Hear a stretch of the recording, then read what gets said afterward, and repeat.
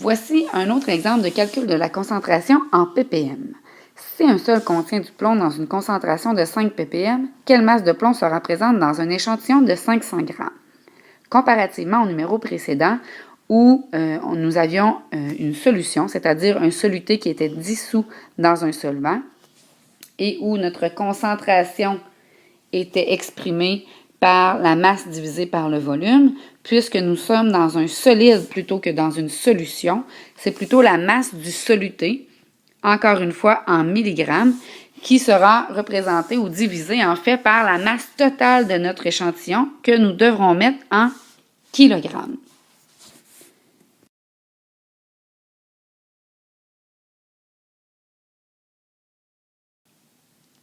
La première étape est encore toujours la même. Nous allons identifier les données du problème en les associant à une variable de la formule de concentration.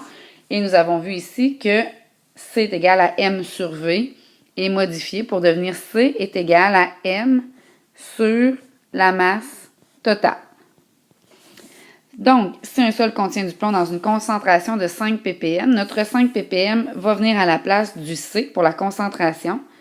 Et 5 ppm, si on se rappelle, signifie 5 mg pour 1 kg.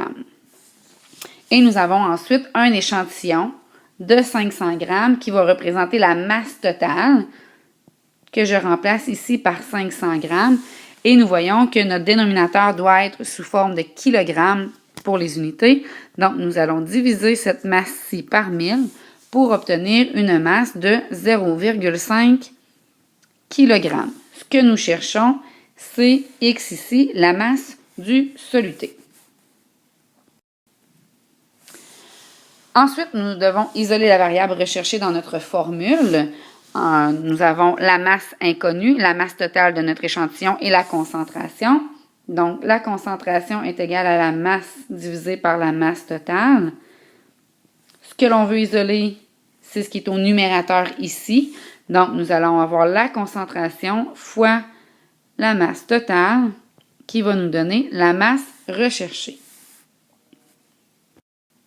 Dernière étape, ce que nous cherchons, c'est la concentration en partie par million, en ppm, donc la quantité en milligrammes de soluté qui est présente dans 1 kg de matière.